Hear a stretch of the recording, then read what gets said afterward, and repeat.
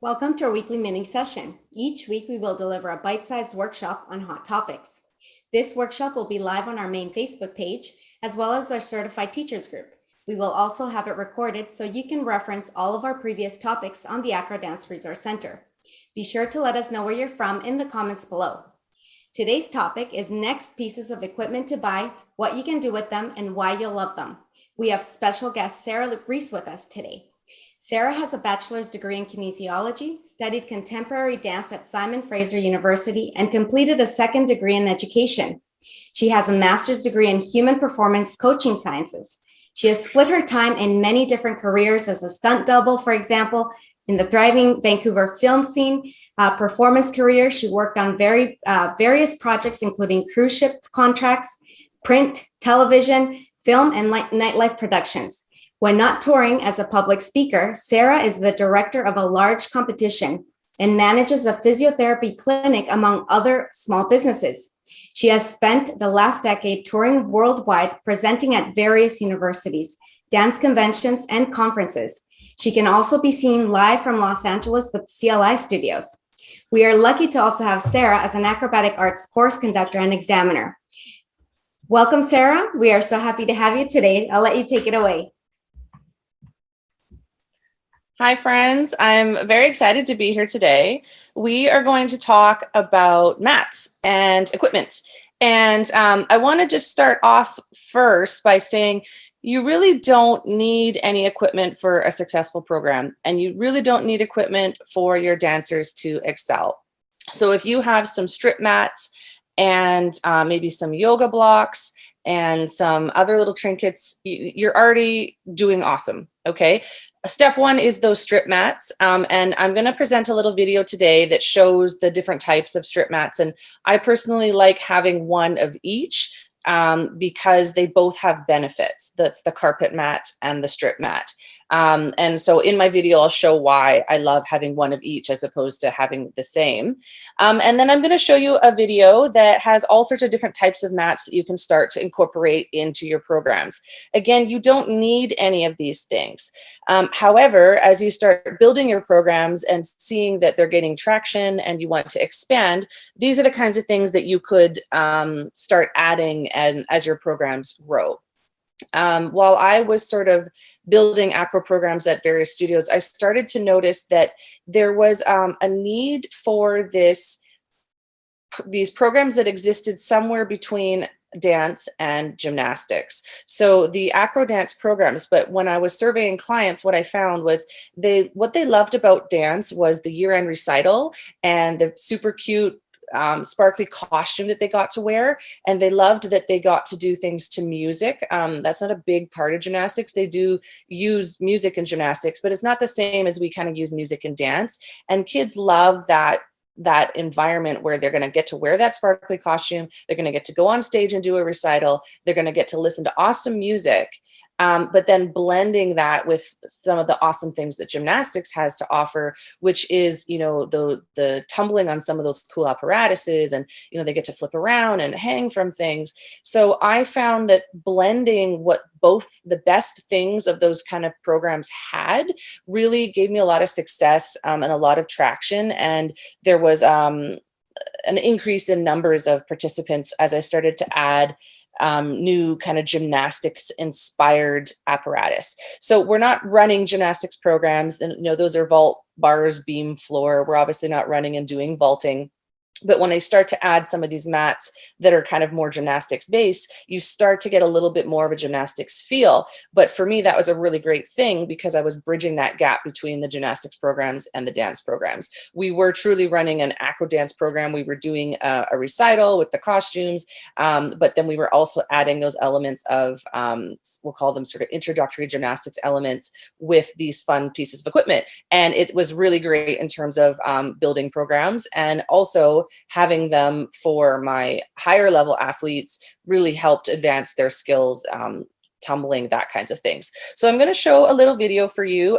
It's 15 minutes long. So if you're tuning in, just heads up on that. And it's just going to show you my 3 favorite things to buy once you have your strip mats and your yoga blocks. So my 3 favorite things are a cheese mat, which is a wedge mat, a crash mat, and I prefer the ones that you can fold up, and a block, which is just like a padded block. And I'll show you those in the video. And then I'll also quickly talk about what a trapezoid is, um, what you can do on those awesome folding beams, which I love, which are quite cheap and a great thing to add to your program. And then I'll talk a little bit about the air track, because I know everyone loves the air track and has questions about that. There's a little girl in my video. She's about a level 1, level 2 acro. So she does a lot of dance, but is level 1, level 2 acro. So you'll see some breakdowns in her skills and stuff. So she's a perfect example for someone that you can use lots of training aids for. So yeah, again, you don't need any of these things, but here's what you can start to think about adding. So I'll just get started here.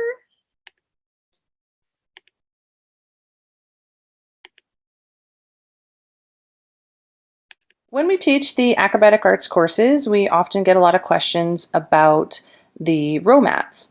And one of the common questions that comes up is which mats are better, the Velcro together strip mats or the carpet rollout mats? And my answer to that question is if you have the opportunity to get both, because both have their benefits. The folding mats are easier to clean if you have younger students that might have a potty issue, or if you're trying to keep things sanitized due to sweat and germs. And they're great to fold up and use for drills. So you can stack them for your bridge kickover. You can do stretch jumps onto your back to prepare for things like back tuck. You can use them as a stack to cartwheel over. You can turn them long to help your round-offs. You can do power hurdles off them. There's so many different things that you can do with your stacked folding mat. So those are obviously a very great thing to have.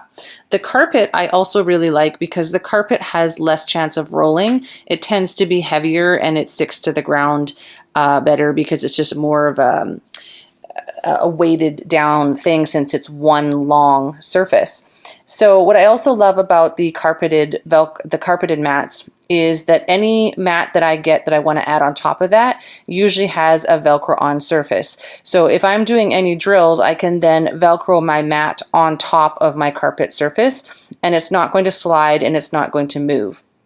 In addition to that, if you're training more serious athletes, as they go on to train in circ environments or if they're in gymnastics environments, a lot of these facilities have that carpeted type flooring, and it's very common for them to have to learn how to be comfortable on that carpet flooring. They're going to find it in their training facilities as they go on. So it's not a bad idea for you to have it so it's something that they're familiar with. And again, because it's one longer strip, it doesn't slide as much. That does, however, mean that it's usually harder to store because it's harder to move and it doesn't come apart.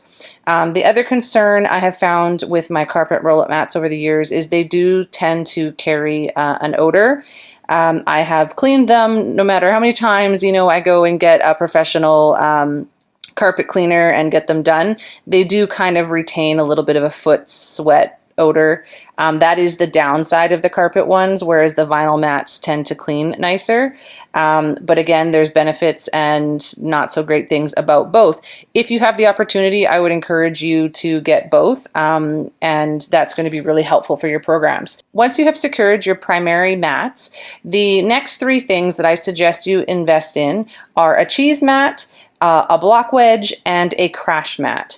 So cheese mats come in a variety of sizes. It's going to be important that you pick one based on the size of the athletes that you're training. So if you just go ahead and get the cheap one, it may only be for toddlers or young children, and your teenagers might not get much use for it because it might slide around or simply just be too small for them.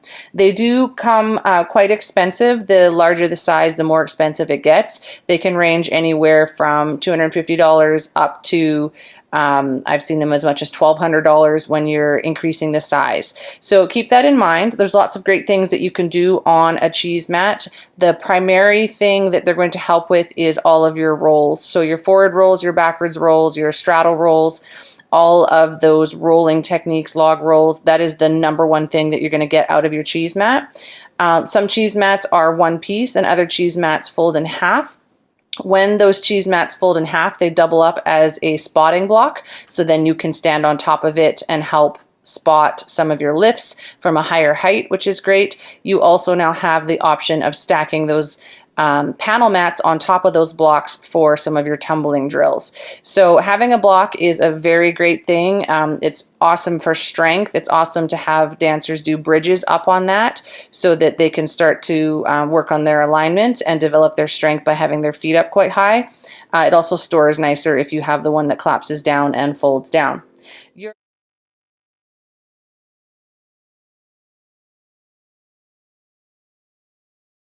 block is absolutely everything when it comes to training your tumbling.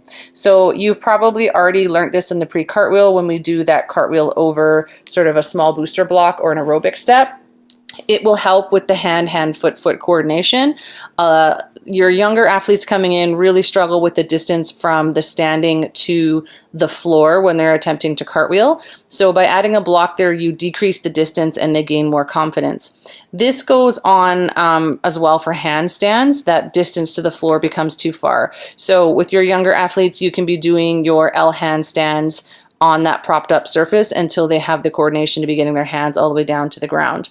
That block will then carry on with you for a very long time. It's going to force those cartwheels to go up and over. So a lot of the dancers have a hard time getting their hips stacked over their shoulders. That will carry on into their side aerials eventually, and it goes on and on in terms of tracking. So that block, once they have that pre-cartwheel, don't get rid of that block. Get them still cartwheeling up and over that block. Get them doing their round-offs over that block. Get them doing their flying cartwheels over the block, and help them really work on pushing that back leg really hard, which you're going to get a lot of use out of that block when you're doing drills like that. It's also great for things like developing your kickover, and it's really amazing for developing your round-offs when you turn at the long distance, because it will help your dancers do that, really reach out into that round-off that we're looking for. Your crash mat. Your crash mat is awesome because it's a confidence booster. So the main things that you're going to work on your crash are your handstand tip to forward rolls. That is a big one that we see in the exams that people struggle with. They say it hurts if they're not hollowing out through their candle and landing properly. So you are going to take that crash mat and then you can train that handstand forward roll in the crash and just have that little bit of cushion. It's also going to be awesome for things like getting the mental preparation for your back handsprings, so that we're not just learning those on a hard floor. The dancers can get more confident as they're doing back handsprings on a crash. When you pick a crash, pick one that's a little bit more hard as opposed to the ones that are super soft. It's going to be nicer on their wrists. I like to do a lot of drills like handstand fall flats on crash. That is how I'm going to check their body alignment and posture so that I know if they're ready for back handsprings, and that will also help me clean up their handstand forward rolls. Particularly if they cannot hit that hollow position, then you want to make sure that they have the motor control to do handstand fall flat first. So that is why I love my crash. It's really great for all of my body shaping type activities. Also, it's really great for tricks. So things like your flip to sit, any kind of those, rolling Tinsica things where you might land in a compromised way, if it's variations, all of those types of cool floor work. There's a lot of things that people want to try, but doing it on a soft mat is going to make that experience more pleasant as they're learning it. So I highly encourage you to get a crash mat. You can get them as cheap as $500 off of Amazon these days, and they will often fold in half for storage, which then gives you options as well for doing things like back chuck drills or stacking your stacked mats on top of them. Those are the three things: the cheese, the crash, and the block. And then once you've got those three things in your facility, I have the 2 bonus mat options, which I will include a padded beam. And what I love about the padded beam is it will single-handedly solve a lot of your cartwheel problems in a fun way. So if you want to set up a station where you're spotting some of your athletes and you not able to be super hands-on with the other athletes, you can set up that mat and set up that beam and make it a game for them to land on the beam and keep their hips square and land properly. It will keep them very entertained, and it will straighten up those cartwheels. So when you have the dancers that are flying sideways in their aerial and you go back to their alignment in the cartwheel, you often see that it's not straight and it's not going up overhead like through a tunnel. So the dancers love the beam. and it's a fun thing to do, and they come quite cheap. So you could add that to your tickle trunk, and it will help clean up a lot of those side aerials and those cartwheels. I will also add a trapezoid to your tickle trunk. That is a more expensive. They usually come in about $1,200 for a trapezoid. They are basically building blocks that have Velcro that snap together, and you can configure them into any shape that you may like. A very useful thing, because you can then build it from the lower level up, and you can use it for, spotting lifts, for training round-offs off the edge to help get the snap down and the chest up. You can do your round-offs over, you can do your bridges on them, you can do your kickovers. Again, a little bit pricey, but well worth the investment because of the versatility and what you can do with them, because you can take them apart and build them to the shapes that you would like. And then lastly to that, I will add the ever common air track. So everyone loves the air track. I want to talk about the air track in terms of actually being a training aid. The air track is going to get students into your class because it's fun. They're going to get their aerial a little bit faster because it's a little bit easier. Happy students having fun equals happy classes, people registering for classes and helping retention, and everyone's having a good time. So that is a positive thing. Do we necessarily need the air track in terms of a training aid to actually further progress our technical advancement? Probably not, because when they're doing the aerial on the floor, they're definitely not on an air track. Does it maybe help their mental confidence? It's possible, yes. But the main thing here is that it's fun. So if they're having fun, I think that that's great. And I think that that's something you should look at adding to your classes, because really that's really what it's all about. But I would caution spending too much time on your air track, particularly if you're doing any backwards tumbling. So like round off back handspring and standing back handspring. The longer you spend on those devices, the more of a dependency that your athletes will have. And that will actually work against you if you're trying to get them to tumble on a hard surface. So you can use it as, an elementary teaching aid for those side aerials and for those back handsprings, but to try not to keep them on there that long, because that will eventually work against them.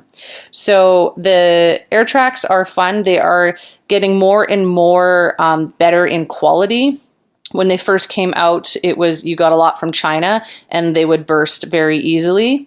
That you can now get them for about $500 from a lot of reputable places on Alibaba, and they are doing very well and holding up very well. I've had some for over a decade now with no problems. So you can get them for about $500 now these days, and they are pretty solid, but definitely do your research. There are North American suppliers and UK suppliers if you're interested in going that route. But I have seen great success for the ones that are coming in at much cheaper prices. And then lastly, things to consider are a trip to IKEA for all sorts of awesome things that you can add to your circuits for your kinder classes. They have all sorts of things like tunnels. They have things like foam, vegetables, bean bags, all sorts of target type games, anything that you can add to your stations to make it fun, like bowling, balancing on your head, anything that's target related. Kids love that stuff. So that's always really great. And then lastly, here's a look at some of the shapes that you can get from the gymnastics manufacturers, including the sort of Amazon marketplace.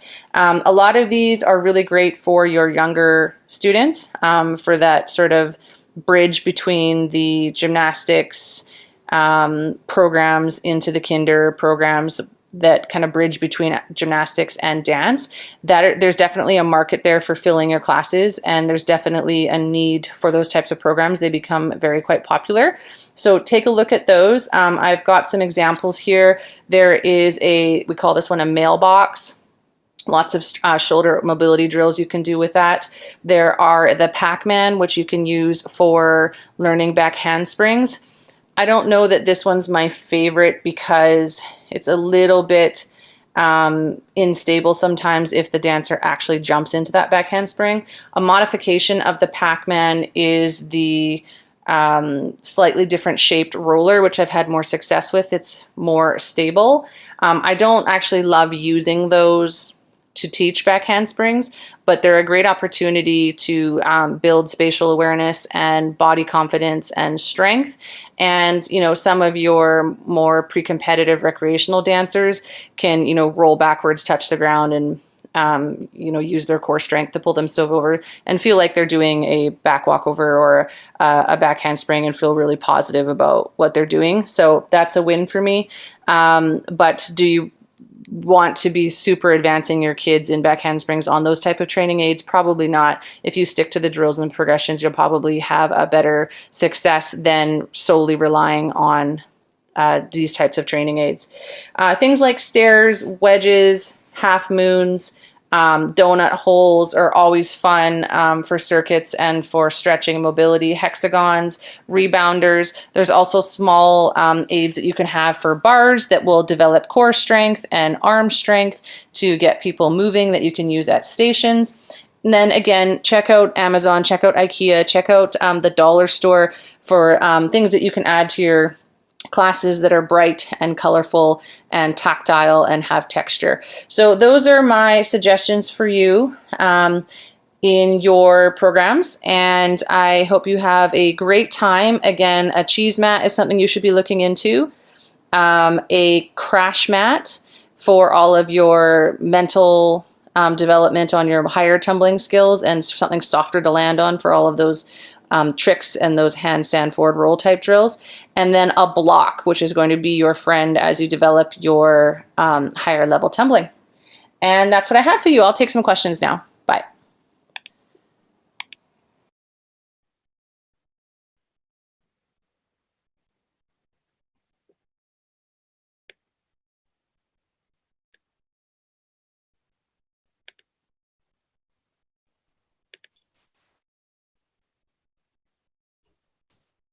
Okay, yeah. So those are the examples that I have. There's lots of different places that you can purchase these types of items. There are the gymnastics manufacturers; those are going to be the highest end quality. And then just searching on Amazon these days leads you to a lot of those things. And just kind of shop around for the best price. And you can usually find secondhand things from gymnastics clubs that are getting new mats. Sometimes high schools are often updating their mats, and you can get pieces of equipment from them. And then again, as I said in the video, places like IKEA, places like the dollar store, you can find all sorts of things for your theme classes, like those vegetables I showed. I do lots of things like transportation, musical instruments, and I have different themes built into the rec program so that I'm making sure I'm not always doing the same warm up every time. So I have different themes, and anything that has color and brightness and things that tactile things are always really great for your programs. So I wish you the best of luck with that, and I definitely look forward to things sort of opening up and being able to do more of that prop sharing. It's not really been a thing for the last year, but I think when the world really does open, we're going to see even a bigger demand for that kind of thing. Absolutely. Well, thank you so much, Sarah. And thank you, teachers, for joining us for this weekly mini. You can learn more about acrobatic arts and our programs at acrobaticarts.com. Be sure to join us next week for our session on teaching multiple levels in your class with special guest acrobatic arts examiner and course conductor, Kate Evans. See you then, everybody. Bye.